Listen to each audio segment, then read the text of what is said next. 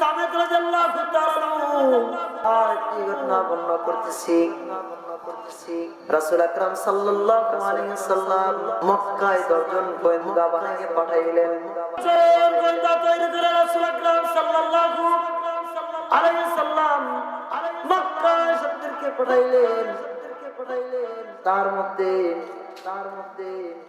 প্রধান বানাই পাঠাইলেন আসিম রাদিয়াল্লাহু তাআলাকে প্রধান বানাই পাঠাইলেন। কাকে? আসিম রাদিয়াল্লাহু তাআলাকে দলের প্রধান পাঠাইয়া পাঠাই। দলগুলো যাইতেছিলেন।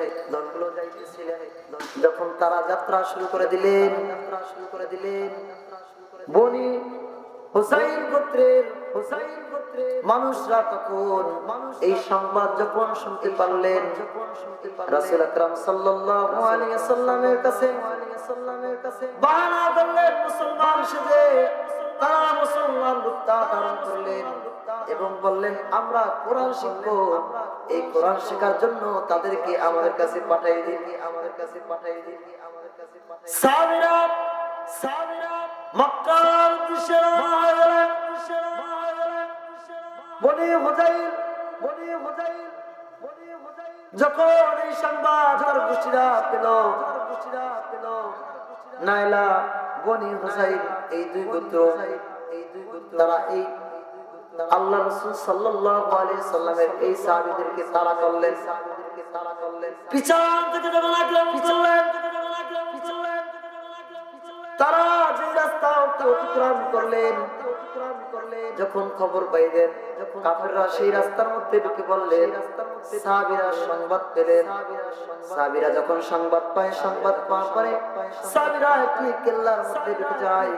কাফেররা চতুর্দিক থেকে ওই কেল্লাটিকে ঘিরে ফেললেন। কাফেরগুলো বলতেছে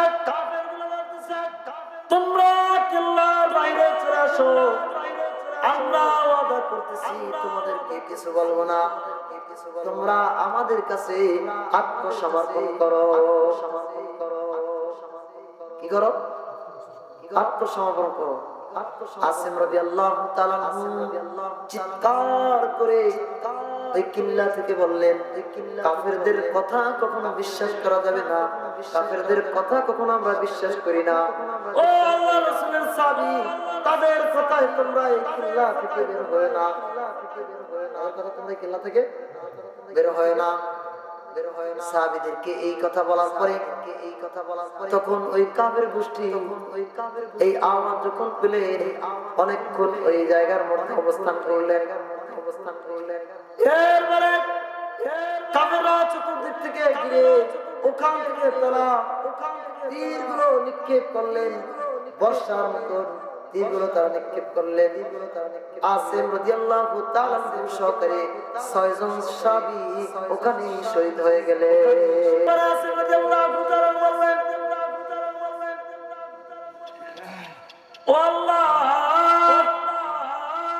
আমরা যে অবস্থার মধ্যে রয়েছি আপনি আপনার রাসূলকে এই সংবাদটা পৌঁছে দেন। শেষ মুহূর্তে আসিম রাদিয়াল্লাহু তাআলা যখন তার প্রাণটা বের হয়ে যাবে তখন বললেন ও আমার আল্লাহ তুমি কাফেরদের দ্বারা আমাকে লাঞ্ছিত করেন না। ও আল্লাহ আমার লাশটাকে তুমি হেফাজত করিও যেন কাফেররা আমার লাশটাকে কোনোভাবে স্পষ্ট না করতে পারে। আল্লাহ তাআলা রব্বুল আলামিন তার দোয়াকে কবুল করে নিলেন। চতুর্দিক থেকে মৌমাছিগুলো তাকে ঘিরে ফেললেন। কোন কাফের তার আশেপাশে আসতে পারে না, তাকে কোনো ক্ষতি করতে পারে নাই। যখন রাত হয়ে গেল এরপর তাকে পানিতে ভাসিয়ে দিলেন। বলেন না সুবহানাল্লাহ। এরপরে আসিম রাদিয়াল্লাহু তাআলা ছিল কাফেরদের উদ্দেশ্য ছিল আসিম রাদিয়াল্লাহু তাআলা আনহুর মাথার বাটটা দিয়ে তারা শরাব পান করবেন। কি পান করবে? শরাব পান করবেন। এই চেতনা তাদের মধ্যে ছিলেন। কাফেরদের মধ্য থেকে একজন ঘোষণা করলো আসিম রাদিয়াল্লাহু তাআলা আনহুর লাশ যেই ব্যক্তি উদার করে নিয়ে আসতে পারবে তার জন্য 100 উট পুরস্কার দেওয়া হবে। এই সংবাদ যখন বললেন কাফেরদের মধ্যে সুফিয়ান ইবনে খালিদ তার বাহিনীগুলো বের হয়ে গেলেন এবং তল্লাশি করতেছেন আসিম রাদিয়াল্লাহু তাআলা লাশ কোথায় রয়েছে। অনেক খোঁজাখুঁজি করার পরে তার লাশ পান নাই। আল্লাহ তাআলা রব্বুল আলামিন তার নিজ কুদরতে আসিম রাদিয়াল্লাহু তাআলা লাশকে হেফাজত করলেন। আসিম রাদিয়াল্লাহু তাআলা তাকে আল্লাহ তাআলা রব্বুল আলামিন তার নিজ কুদরতি ভাবে তাকে হেফাজত করলেন। এরপরে তারা পাইলেন না।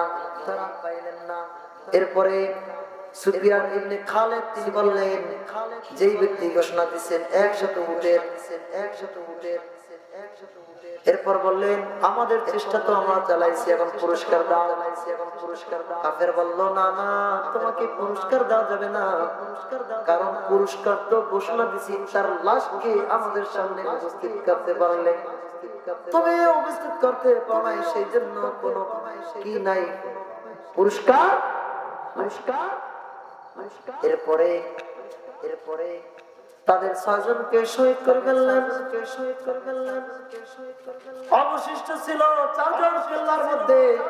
কাফেররা বলল তাদেরকে তো আমরা হত্যা করে ফেলেছি, এখন তোমরা যা আছো তারা ওখান থেকে বের হয়ে যাও। যদি বের হয়ে যাও তাহলে আমরা তোমাদেরকে কি করব না, কোনো ক্ষতি করব না।